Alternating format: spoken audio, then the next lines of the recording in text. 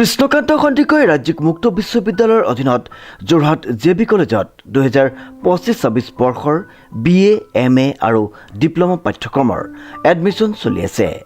এডমিশ্যনৰ last date 31 July 2025।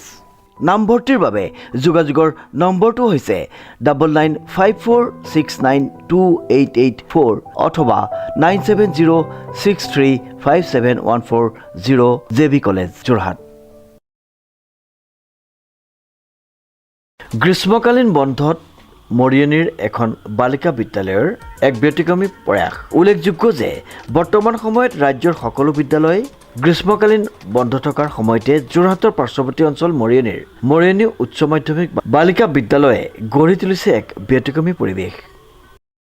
এই 15 দিনে আমি যি কৰ্মশালা ইয়াত কৰিলোঁ, আমি এই কৰ্মশালাত বিভিন্ন ধৰণৰ ব্যক্তিক মাতি ছাত্ৰীসকলক তেহেঁতৰ হাতৰ কামৰ লগতে মানে পাঠদানৰ ব্যৱস্থাও আমি কৰা হ'ল।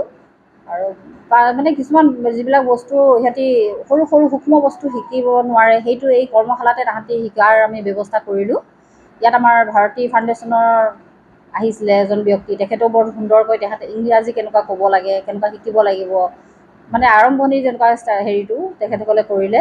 তাৰপিছৰ পৰা বিধায়কো আহিলে, আমাৰ অতিৰিক্ত উপায়ুক্ত আহিলে, সিহঁতক বিভিন্ন ধৰণৰ মটিভেশ্যনৰ ক্লাছ, আমাৰ মৰিয়নি সমষ্টিৰ বিধায়ক ৰূপশ্ৰী কুৰ্মী আহি মটিভেশ্যনৰ এটা ক্লাছ ল'লে। আৰু আজি মানে শেষৰ দিনটোত অতিৰিক্ত উপায়ুক্ত আহি তেখেতসকলক বিভিন্ন মানে ক্লাছ 10 পাছ কৰাৰ পিছত কি কৰিব লাগিব সেইবিলাকৰ বিষয়ে সুন্দৰভাৱে তেখেতসকলক ক'লে ছাত্ৰীসকলক। হয়, বিদ্যালয়ত ইয়াত মানে পাচলি খেতি কৰাটো হৈছে চৰকাৰেতো আমাক দিয়েই কিচেন গাৰ্ডেনৰ কাৰণে। আমি তাৰে আৰু কিছুমান বস্তু যোগ কৰি পেলাই নিজে কৰিব ব্যৱস্থা কৰিছোঁ। কাৰণ আজিৰ বাহিৰত যদি আমি কিনিবলৈ যাওঁ শাক পাচলি, তাত বিভিন্ন ধৰণৰ ৰাসায়নিক সাৰ প্ৰয়োগ কৰে, সেইখিনি ল'ৰা ছোৱালীৰ স্বাস্থ্যৰ কাৰণে বেয়া। আৰু সেই দিশলৈ আমি চাই পেলাই আমি কি কৰিলোঁ, নিজে প্ৰস্তুত কৰা সাৰ, যেনেকুৱা আমি ভাৰ্মি কম্প'ষ্ট আমি ইয়াতে প্ৰস্তুত কৰোঁ, পচন সাৰ নিজেই প্ৰস্তুত কৰোঁ, সেইখিনিৰ পৰা আমি খেতি কৰি সেই পাচলি আমি ছাত্ৰ ছাত্ৰীক খাবলৈ দিয়া। বিদ্যালয়খনৰ 10ম শ্ৰেণীৰ ছাত্ৰীসকলৰ বাবে গ্ৰীষ্মকালীন বন্ধৰ সময়ছোৱাত 1 জুলাইৰ পৰা 16 জুলাইলৈকে এক বিশেষ পাঠদান আৰু প্ৰশিক্ষণমূলক কৰ্মশালাৰ আয়োজন কৰা হয়।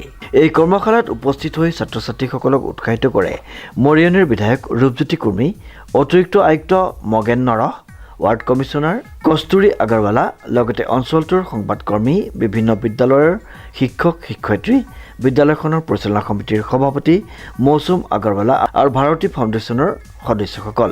আজি মৰিয়নি গাৰ্লছ হাইস্কুলত আহি পেলাই ছামাৰ ভেকেশ্যন ৱৰ্কশ্বপ এটা চলি আছে। যিবিলাক ক্লাছ 10ৰ মানে ছাত্ৰী আছে তেখেতসকলৰ কাৰণে স্পেচিয়েল ক্লাছ বা ৱৰ্কশ্বপ বুলি আমি কওঁ, সেইটো ইয়াত কৰি আছে। খুব এটা সুন্দৰ পদক্ষেপ এইটো,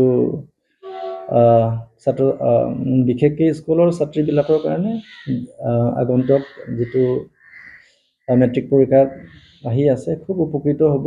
ইয়াতে যিখিনি গেপছ ছাত্ৰীবিলাকৰ আছে, বেচিকেলি ৱৰ্কশ্বপবিলাক গেপছ ফিলিং কৰে। কাৰণ আমাৰ যেতিয়া লাৰ্ণিং কৰে, তো লাৰ্ণিং কৰাৰ সময়ত কিছুমান ছাত্ৰ ছাত্ৰীবিলাকৰ গেপছ থাকি যায়। এই ৱৰ্কশ্বপবিলাকত বা এনেকুৱা যিখিনি প্ৰগ্ৰামছ আছে সেইবিলাকত গেপছখিনি ফুলফিলমেণ্ট কৰা হয়। চ' খুব এটা সুন্দৰ পদক্ষেপ। ইয়াত আজি মই আহি পেলাই অংশগ্ৰহণ কৰিব পাই খুব এটা সুন্দৰ অনুভৱ হৈছে মোৰ। এই স্কুলটো এটা স্পেচিয়েল এটা স্কুল, য'ত সকলো ইয়াৰ প্ৰিন্সিপাল, ষ্টাফ, টিচাৰ্ছবিলাক বা গোটেই এমপ্লয়ীয়ে সহযোগিতা আগবঢ়াই পেলাই কিচেন গাৰ্ডেন যিটো আছে সেইটো মডেল কিচেন গাৰ্ডেন বনাইছে। ইয়াত সঁচাকৈ খুব শাক চব্জি, ভেন্দি চেন্দি খুব সিহঁতে কৰিছে। ইয়াৰ পৰা উৎপাদন কৰি যিখিনি খাদ্য, অৰ্গেনিক খাদ্য ছাত্ৰীসকলক ইয়াত খুৱাই আছে, এইটো সঁচাকৈ ছাত্ৰীসকলৰ হেল্থৰ কাৰণে খুব উপযোগী।